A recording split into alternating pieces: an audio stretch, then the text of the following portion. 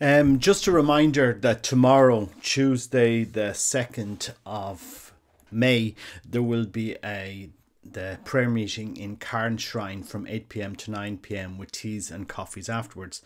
And for tomorrow's scripture reading, I just wanted to retake on where we left off last week with Luke's Gospel, Luke chapter 15, verses 11 onwards, just to take off there and to bring you into another piece of scripture that I wanted to meditate on. And where I wanted to take off from was that verse in Luke chapter 15, verse 30. But when this son of yours came back, I think it's very important to really meditate on this gospel, because in really there you find the essence of the dynamics we face in this world, of the people that we look at and say, this, but I have done everything. I have been close to you, Christ. I've gone to mass and I've lived in a state of grace. But when this son of yours does some other stuff, and it's this challenge. This is the real challenge that we have in the church today, is to be able to face this son of yours, because everybody we meet, every man or woman we meet, that we find difficult to interact with, that jar with us, that we don't get on with, that, you know, we can have completely opposite views with them, that we might have resentments towards them or hatred towards them.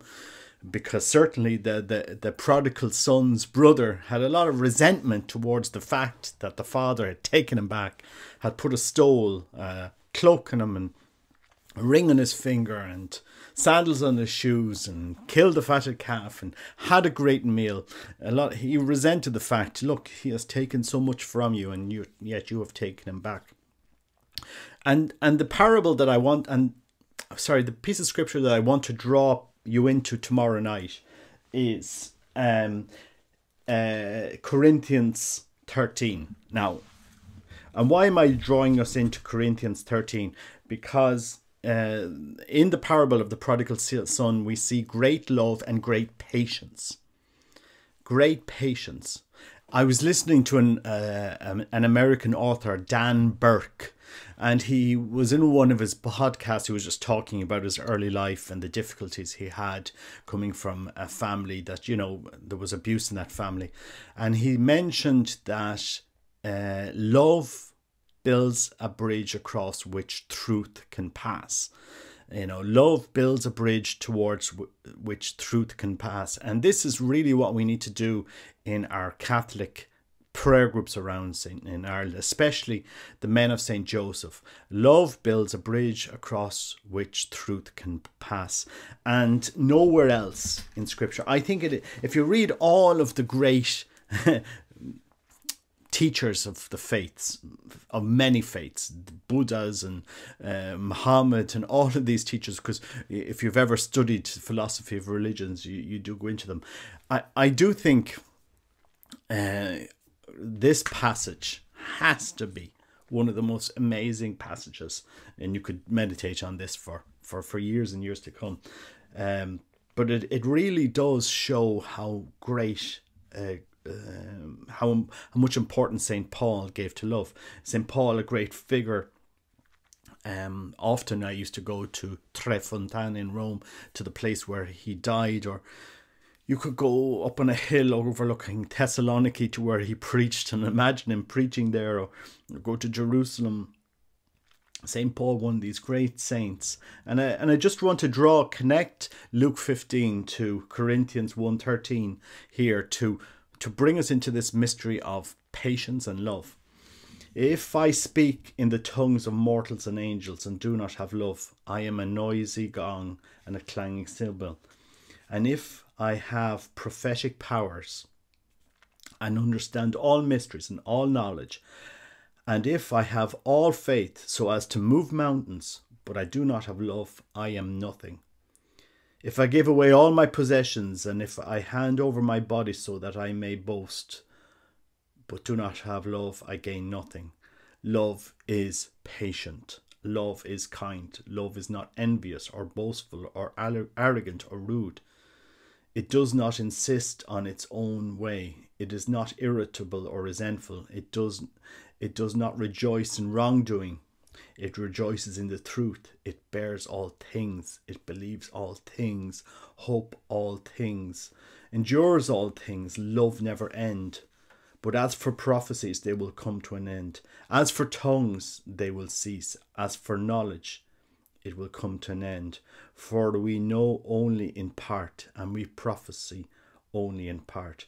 But when the complete comes, the partial will come to an end. When I was a child, I spoke like a child. I thought like a child. I reasoned like a child. But when I became an adult, I put an end to childish things. For now we see in a mirror dimly, but then we will see face to face. Now I know only in part. Then I will know fully, even as I've been fully known.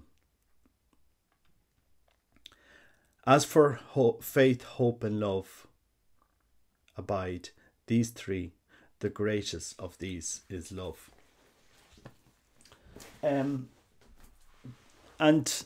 one of the things that's really important when we're trying to help those that are suffering, help those that don't know the faith, is patience, which is born out of love.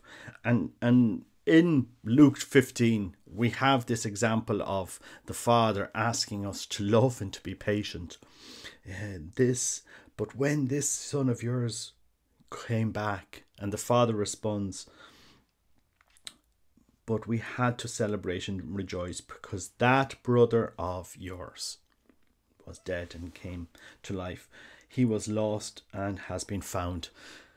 And so tomorrow, those are the two reflections I just wanted to bring us through the ending of the parable of the prodigal son, Luke 15 again, just to meditate on that particular phrase, this son of yours. This son of yours. Who is this son of yours? Are there any people in our lives who are this son or this daughter of yours? Because remember, when the son, the brother of the prodigal son said this, he said this with a lot of emotion. When this son of yours. Are there any people that we resent, that we hate, that we cannot get on with, that we cannot sit down? And I just wanted to open this up in our prayer. How can we better help others to know the great love of the Father? And this requires patience, requires time, requires listening. I'm not a doctor of theology, or I'm not a priest or anybody like this, but I do find that call to meditate on this passage as being a call to listen, to be patient and to support those that may come to the prayer group that need just to be listened to. There exists no type of person that God's mercy can't reach in this world. There's no type of particular person. We make up divisions in our lives. We think, oh well, I hate that person so much, and we forget that person is on the same road as us to heaven. We have to, with faith and hope, expect that they will be in heaven with us. And we have to pray for them, help them, support them. So who are the men that might need support in a prayer group? The cocaine addicts, the drug addicts, the alcoholics, people with addictions, struggling with sexuality, or God knows who needs help. Doesn't matter. Christ's mercy and love is there for all of us, and he wants to heal. He wants to help. And tomorrow, I just wanted to go into this like it's as if it's part 2 of the meditation we started last week. And just meditating on this son of yours. Who is this son of yours? How can we love them better? How can we be patient? And the only way to open the truths of our Catholic faith are to first love somebody disinterestedly. Just listen. Just listen. Love builds a bridge across which truths can pass. And the truths of our faith can only be preached to somebody unless you have loved them first, without expecting anything in return. This is very, very hard, because a lot of people, you preach the gospel and you want to see results. You know, the results are not there for us to see. I think Bishop Donal McKeown in Derry, he was talking in his homily there about the cathedral that was built in Derry, and those that started building the cathedral didn't live to see it completed. And they gave their money, their time, their effort to building a cathedral that they didn't see finished. And in many respects today, in building the church, we're going to start work we will never see finished, or we may not be for us to even see this. But we still have to put ourselves forward to lead, to help, to mentor, to support. Love builds a bridge across which truths can pass.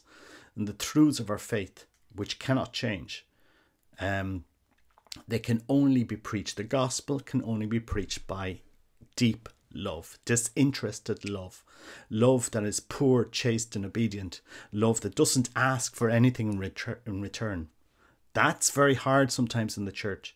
And you know, it's a very, it takes a lot of meditation and a lot of thinking it through to understand, you know, that it's something that's badly needed, that we need to do. So tomorrow evening, Men of St. Joseph's prayer group. This is the field hospital that Our Lady built out in Carns, the hospital that is nursing people back to the faith, nursing back to the age-old truths and teachings of our Catholic faith. So tomorrow, Carns Shrine, Men of St. Joseph's prayer group, 8 p.m. to 9 p.m. We'll be finishing off, going over the Luke chapter 15. We'll be going over there from verses 30 onwards and reading Corinthians chapter 13, 1 Corinthians 13, just to bring us, to reinforce the need for us as men to be conscious of this son of yours.